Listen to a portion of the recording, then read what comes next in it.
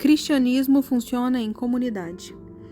Aqui está uma frase que ouvi muitos anos atrás e existe alguma verdade nela, mas esta verdade foi agregada para suportar uma visão individualista do nosso relacionamento com Deus. A frase é: você mais Jesus igual maioria.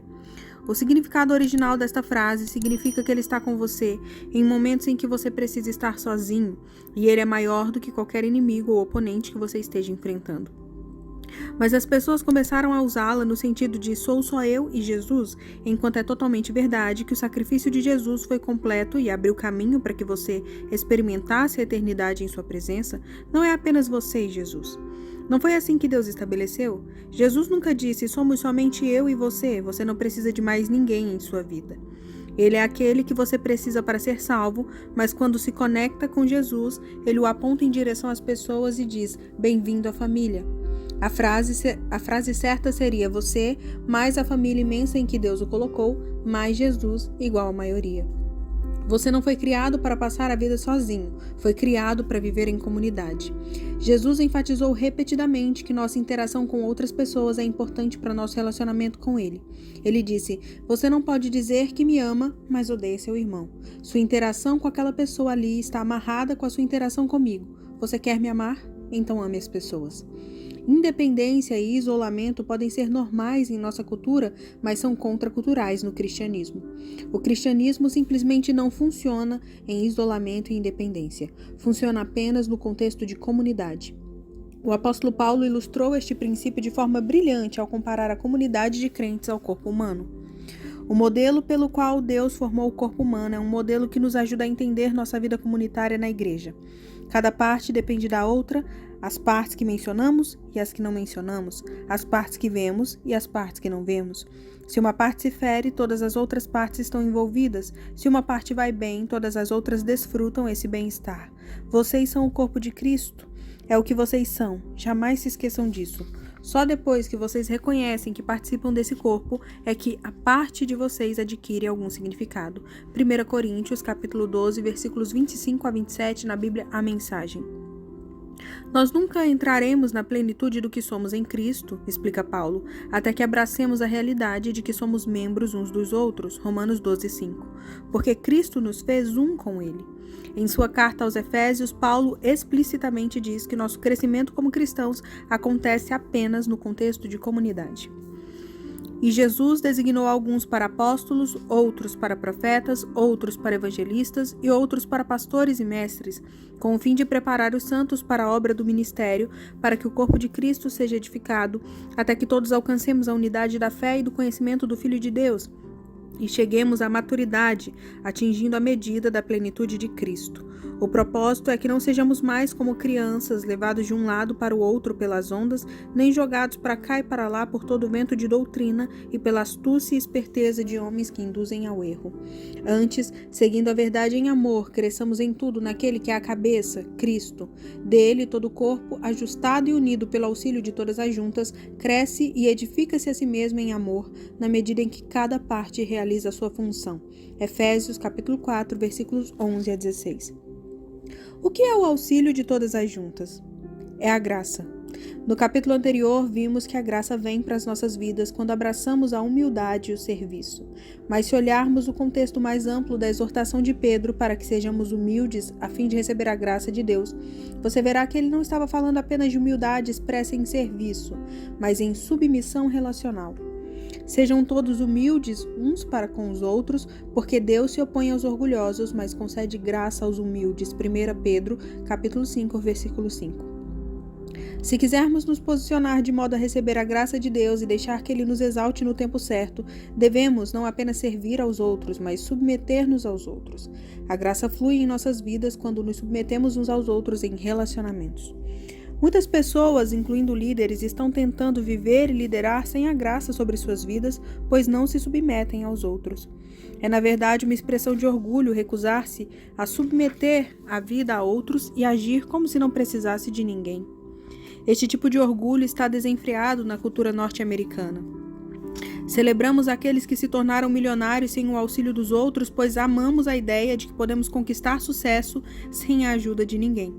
Quando alguém diz ganhei este dinheiro sozinho, sem a ajuda de ninguém, nós aplaudimos porque queremos que seja verdade. Em nossa cultura, precisar de alguém é frequentemente visto como sinal de fraqueza e a independência como verdadeiro sinal de força. Este orgulho não está desenfreado apenas em nossa cultura, mas infiltrou-se na igreja. Por exemplo, as pessoas têm vergonha de me dizer que procuraram aconselhamento, pois não querem admitir que precisaram de outras pessoas para ajudá-las. Elas sussurram para mim como se fosse segredo. Olha, estou sendo aconselhado. Como se esperassem que eu respondesse: Uau, não acredito! Eu não sabia que você estava tão mal. Não sabia que estava tão bagunçado que teve que pedir ajuda de alguém. Temos que aceitar que precisamos uns dos outros porque Deus nos criou desta forma. Sempre que tentamos funcionar fora do que Deus desenhou, envolvemos-nos em problemas. Aceite o fato de que você precisa das pessoas. Crescendo próximo a 2 lagos, meus amigos e eu aprendemos a navegar barcos quando ainda éramos adolescentes. A primeira coisa que ensinam quando se está aprendendo a navegar é nunca ligar o barco fora da água. Um barco só deve ser ligado não na doca, nem na estrada, mas na água. Isso porque o motor de um barco foi desenvolvido para entrar na água, sugar a água para dentro dele e empurrá-la para fora de modo a se resfriar. Se você ligar um barco fora da água, o motor irá rapidamente superaquecer. Que ótima ilustração temos para a nossa vida. O cristianismo foi desenvolvido para entrar na comunidade, pois é em comunidade que encontramos a graça de Deus para fazer o que Ele nos chamou a fazer e tornamos-nos quem Ele nos chamou para ser. Eu converso com inúmeras pessoas que dizem: eu não sei o que acontece, minha vida está liquidada. Quando verifico mais a fundo, descubro que elas estão tentando viver independentes em isolamento. Então digo: você não está vivendo inserido no contexto onde possa receber a graça que precisa para a sua vida. Você precisa se inserir na comunidade. O isolamento mata. Quando eu era pastor de jovens, com meus 20 e poucos anos, eu não sabia o que estava fazendo, então acabava ficando sentada em meu escritório sem nada para fazer. Era muito entediante, então eu adquiri um aquário para tornar meus dias um pouco mais interessantes. Comprei um aquário de 200 litros de um amigo e 2 peixes grandes do tipo acará severo em uma loja de animais. Não precisou muito para que eu percebesse que esses peixes não me ajudariam com meu problema de tédio. Eles eram os peixes mais entediantes que eu tinha visto. Então, voltei à loja e perguntei se havia peixes mais empolgantes que eu pudesse comprar, talvez alguns que formassem um cardume. Mostraram-me um tanque cheio de peixinhos pequenininhos coloridos, dando voltas, nadando em cardume. Perfeito, eu disse. Mas eu tenho 2 peixes maiores, será que isso vai ser um problema? Asseguraram-me que meus severos deixariam os pequenininhos em paz. Então, comprei 10 deles e levei para meu escritório. Como eu esperava, foi muito mais fascinante assistir os 10 peixinhos coloridos nadarem em cardume. Com o passar dos dias, parecia que os 2 severos estavam coexistindo bem com os novos companheiros de aquário. Então, notei um dia que um dos peixinhos não estava nadando com o cardume. Observei com algum interesse enquanto ele explorava sozinho o aquário, mas não dei muita atenção. Quando eu voltei ao meu escritório na manhã seguinte, eu não pude acreditar. Contei várias vezes para ter certeza, mas eu tinha 2 peixes grandes e 9 pequenos. No dia seguinte, eu notei que mais um estava nadando sozinho, e no outro dia eu tinha 2 peixes grandes e 8 pequenos. 1 ou 2 dias depois, mais um peixinho começou a nadar longe do cardume, e na manhã seguinte, claro, eu tinha 2 peixes grandes e 7 pequenos. Alguns dias depois, 6. O padrão continuava. Um peixinho por vez começava a nadar sozinho e desaparecia, até que todos os 10 foram comidos pelos peixes grandes. Não pude deixar de pensar que existia uma lição nesse drama.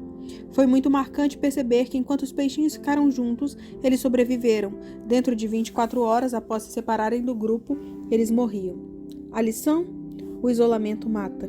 O inimigo irá fazer de tudo para isolar você. Ele tenta feri-lo e ofendê-lo a ponto de você dizer: ninguém me entende, eu não quero ninguém controlando a minha vida, eu quero fazer do meu jeito. Ou então, ele tenta isolá-lo com a vergonha de alguma coisa em sua vida. Sempre que você se vir escondendo-se das pessoas ou afastando-as de você, um alarme precisará disparar dentro de você dizendo: o inimigo está tentando isolar-me. Depois você deverá reagir da mesma forma todas as vezes que esse alarme soar. Eu vou conversar com alguém. Eu recuso-me a ficar isolado porque o isolamento mata. Nada destrói mais o poder da vergonha e da ofensa quanto a escolha de buscar a comunidade. A difícil escolha. Estou nesta jornada com a comunidade há 20 anos. Quando estava na faixa dos 20 anos, eu me isolava e era independente. Eu não queria parecer vulnerável com minhas lutas, nem queria alguém me dizendo o que deveria fazer. Então o Senhor me ligou a uma comunidade e fez-me aprender a viver assim por 18 anos. Não vou mentir, foi difícil. Foi uma bagunça, pegajoso, exaustivo, devagar e frustrante. Mas no fim das contas, o que percebi foi que a comunidade trabalha intensamente. Ao longo desses 18 anos, observei vários colegas de ministério que não quiseram fazer a difícil escolha de se inserir em comunidade. Não queriam se submeter a outras pessoas. Hoje, eles não estão fazendo aquilo para o qual foram chamados a fazer, pois recusaram-se a acessar a graça que precisavam para obter sucesso através da comunidade. Por mais que esteja ferido, frustrado ou irritado com a comunidade, você precisa intencionalmente escolher permanecer nela. Sim, nós nos ferimos em comunidade, mas também somos curados em comunidade. É nela que crescemos. Não podemos ficar sem ela.